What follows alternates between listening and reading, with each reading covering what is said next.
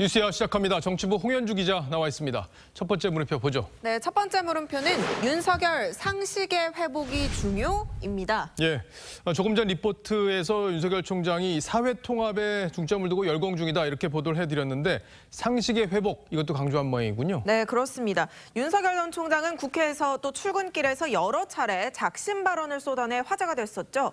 앵커께서는 윤 전 총장이 가장 강조했던 가치가 뭐라고 보십니까? 글쎄요.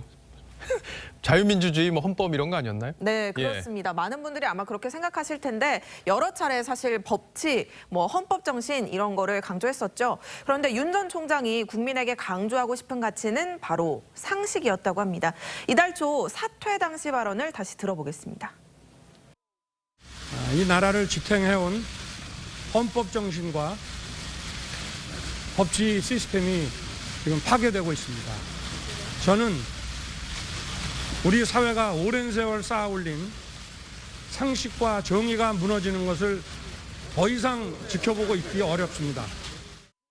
저 때도 헌법, 법치 이런 말들이 더 크게 들렸는데 다시 들어보니까 상식이 무너지고 있다 이걸 강조했었군요. 네, 그렇습니다. 윤 전 총장과 가까운 지인에 따르면 그는 최근 법치나 헌법이라고 이야기하면 국민들은 쉽게 와닿지 않을 수 있다면서 상식이 훨씬 더 강한 개념이다. 상식의 회복이 중요하다고 말했다고 합니다. 예, 사회 통합, 상식 이런 것들이 사실 중요한 가치긴 한데 왜 윤 전 총장이 이걸 강조하게 됐는지 그 계기가 뭔지 취재가 됐습니까? 네, 그렇습니다. 지난해 우리 사회는 조국 사태 또 추윤 갈등으로 극심한 국론 분열을 겪은 바 있습니다. 문재인 대통령도 이런 문제에 대해서 사과를 한 바 있지만 사실 이런 문제들은 정권을 향한 수사와도 관련이 있었죠.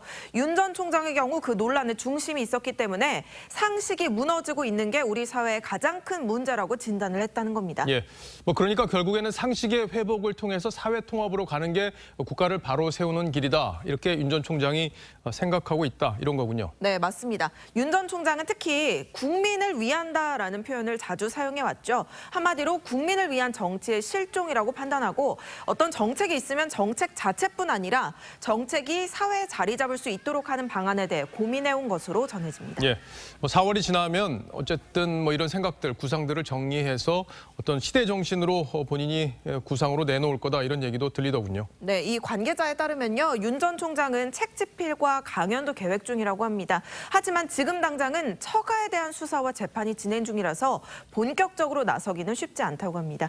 부인 김건희 씨에 대한 수사가 지금 거의 마무리 단계죠. 그런데 김 씨는 혹시라도 남편에게 피해가 갈까 봐 걱정을 하고 있다고 합니다. 그럴 만한 상황이기도 해요. 네, 그렇습니다. 그런데 윤 전 총장은 나는 괜찮으니까 남편 때문이라면 그렇게 걱정할 필요 없다. 이런 말을 부인에게 자주 한다고 합니다. 예, 그렇군요. 자, 집안에만 있는 게 좀 답답하긴 할 텐데 공부하는 것 외에 다른 활동 특별히 하는 건 없습니까? 네, 이 관계자에 따르면 윤 전 총장이 요즘에 하는 일이 딱 4가지라고 합니다. 4가지요? 네, 첫째가 바로 공부고요. 둘째가 요리, 또 요리도 굉장히 잘한다고 하고 셋째는 7마리에 달하는 반려동물 돌보기, 마지막 넷째가 강아지 유튜브 보기라고 합니다. 예, 강아지 유튜브. 첫 번째 물음표 정리해보죠. 네, 첫 번째 물음표 윤 상식의 회복이 중요의 느낌표는 Be calm and strong입니다. 영어네요. 예. 네, 무슨 뜻인지 아시죠? 예, 설마 모를까 봐요. 네, 무슨 뜻인지 침착하고 강해지자. 네, 맞는데요. 이게 바로 3개월째, 석 달째 유죄 중인 윤석열 전 총장의 카카오톡 상태 메시지입니다. 이 자맹을 이어가면서 도약을 준비하는 윤 전 총장의 현재 상황을 대변해 준 듯합니다. 예, 두 번째 물음표로 가보죠. 네, 두 번째 물음표는 김종인을 당대표로입니다. 예. 이제 4월 재보궐선거가 끝나면 김종인 위원장의 임기가 사실상 이제 끝나게 되고 새 대표를 뽑는 전당대회가 이제 치러질 텐데 김종인 위원장을 이렇게 추대한다 그런 움직임이 있습니까? 네, 일단 표면적으로 봐서는 정반대 상황입니다. 중진들을 중심으로 김 위원장이 안철수 후보를 비판하는 걸 문제 삼고 있습니다. 방해꾼이 등장해가지고 이 일을 그르칠 것이라는 것을 1년 동안 해놓은 게 뭐가 있습니까? 아무것도 없잖아요. 그런 의미에서 건들만 시켰지. 이제 고문들 그리고 중진들 이제 분위기가 저런데 초선들은 분위기가 좀 다르다는 거죠. 네, 그렇습니다. 야권 단일화가 지금처럼 국민의 관심을 받고 국민의힘 오세훈 후보가 주목받을 수 있게 된 데에는 김 위원장의 공이 크다는 의견이 이 초선들 사이에서 나오는 겁니다. 한 초선 의원은 안철수 대표가 급부상하던 초반에 김 위원장이 제동을 걸지 않았다면 국민의힘 후보들이 살아남을 수 있겠느냐면서 오세훈 후보가 경선을 통해 클 수 있는 발판을 마련해 준 게 바로 김 위원장이다라고 말했습니다. 예. 지금 국민의힘 의원이 102명이죠? 네. 예. 그리고 이제 초선 의원이 그중에 이제 58명 이렇게 되니까 그분들의 이제 집단 의견도 상당히 중요할 텐데 이분들이 지금 김 위원장을 대표로 추대하는데 동의하는 그런 분위기인가요? 그 부분에 대해서는 일단은 재보궐선거 결과를 보겠다는 입장입니다. 예. 특히 당 쇄신과 대선 승리를 위해서는 기존 중진들보다는 김 위원장이 더 적임이라는 시각도 분명히 있는 게 사실입니다. 자, 그런데 여러 차례 이제 김 위원장에게 이런 걸 물었어요. 그랬더니 난 무조건 재보선 끝나면 집에 간다. 뭐 이런 얘기를 해왔지 않습니까? 네, 맞습니다. 김 위원장은 본인은 줄곧 선거 후에 나는 사라진다는 입장을 유지하고 있습니다. 나는 좀 보궐선거만 끝나고 나면은 나는 사라질 거예요. 별로 매력이 없어서 하고 싶은 생각이 없어.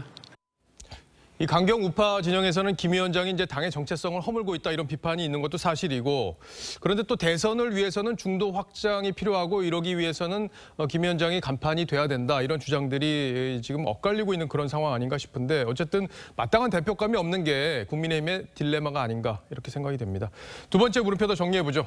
네, 두 번째 물음표 김종인을 당대표로의 느낌표는 붙들면 못 이기는 척으로 하겠습니다. 예. 김 위원장은 지난달 페이스북에 김종인을 당대표로 추대하라는 다른 사람의 글을 본인 페이스북에 공유해서 당내 논란을 낳기도 했습니다. 김 위원장은 실수로 눌렀다고 말한 바 있지만 당내에서는 보궐선거에서 승리하면 대선도 같이 맡아달라는 이야기가 나올 거고 그렇게 되면 또 못 이기는 척 김 위원장이 대표직을 수락할 거란 말들도 나오는 게 사실입니다. 예, 뭐 노정객 속마음 우리가 어떻게 다 알겠습니까?